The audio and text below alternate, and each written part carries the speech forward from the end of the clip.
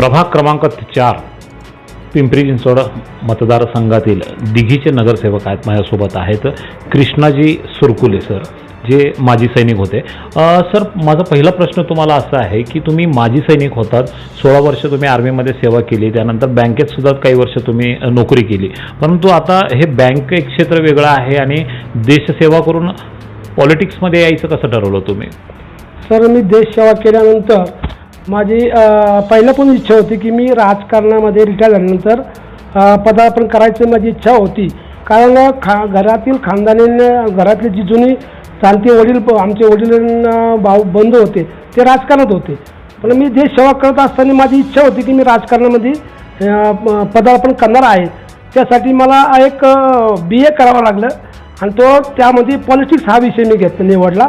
त्या पॉलिटिक्स विषयी अभ्यास करताना मला वाटलं की देशसेवा करून समाजाची सेवा आपल्याला कशी करता येईल त्याच्यावरती भर देऊन म्हणून मी राजकारणामध्ये आलो। या तुम्ही जे आता राजकारणामध्ये आता नगरसेवक आहात, महापालिकेत तुम्ही पोचलेला आहेत, आता यासाठी तुमच्या जे माजी सैनिक संघटना असेल किंवा दिघीतील सर्वसामान्य नागरिक असतील त्यांनी तुम्हाला महापालिकेत पाठवलं आहे, काय बोलाल त्यांच्याबद्दल?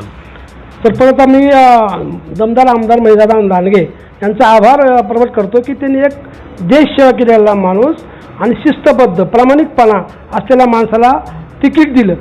त्याच्या मागं माझ्या समाजाचा बी हातभार आहे, तसंच माझ्या माजी सैनिकांचा खूप मोठा वाटा आहे। याच्यामध्ये आमच्या काही सैनिकांचे प्रॉब्लेम असतात जे की नगरपालिकेतून जे सॉल्व्ह होत नाही, त्यासाठी त्यांनी एकजुटी येऊन त्यांनी मला या ठिकाणी या पदावरती नगरसेवक पदावरती पाठवलं। त्याच्यामध्ये सगळ्या नागरिकांचा हात आहे, पण ते सगळ्या नागरिकांच्या ज्या पुढील ज्या काही गोष्टी आहेत ज्या नगरपालिकेच्या माध्यमातून आपल्याला करता येतील त्यासाठी त्यांनी मला निवडून दिलेलं आहे आणि ते मी नगरपालिकेतून त्यांची जी सेवा करण्याचं मला धाडस आहे माझ्याकडं, ते मी करण्याची इच्छा, त्या सगळ्या नागरिकांची इच्छा पूर्ण करण्यास मी पक्का तत्पर आहे। आता एकंदरीत तुम्ही आता मला बोललात की तुमचे बंधू आणि तुमचे वडील हे सामाजिक कार्यामध्ये होते, म्हणजे सामाजिक कार्याचा तुम्हाला वारसा लाभलेला आहे। प्रभाग क्रमांक 4 दिघीमधला जो प्रभाग आहे त्यामध्ये तुम्हाला सर्वसामान्य समस्या काय वाटतात की काय डेव्हलपमेंट व्हायला पाहिजे? सर, या दिघी प्रभागामध्ये पहिली तर प्रॉब्लेम आहे की गार्डनचा एक मोठा प्रश्न आहे।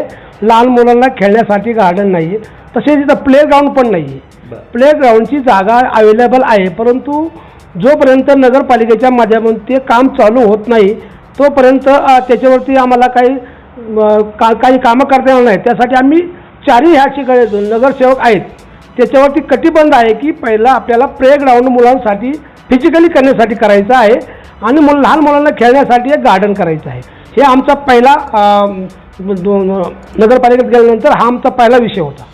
बरं, आता AI जे तुम्ही बघताय, AIच्या माध्यमातून लाखो तरुणांच्या नोकऱ्या आता जात आहेत, त्यांना रात्रीतूनच मेल येतो की तुम्हाला कामावरून आम्ही काढलेलं आहे। बेरोजगारी वाढण्याकडे आता काही तरुण चाललेले आहेत, तरुणी, आणि त्याच्यामध्ये डिप्रेशन हे वाढणारच आहे।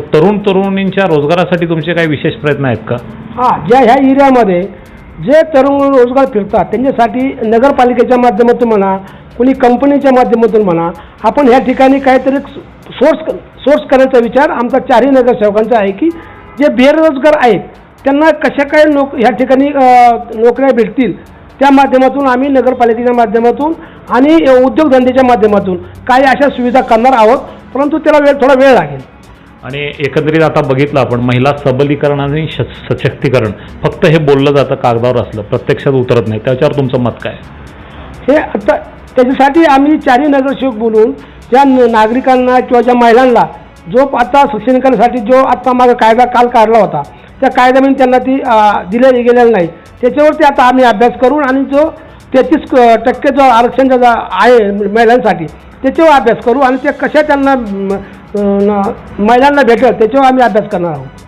आपण हा रिपोर्ट पूर्ण पाहिल्याबद्दल शतशः धन्यवाद।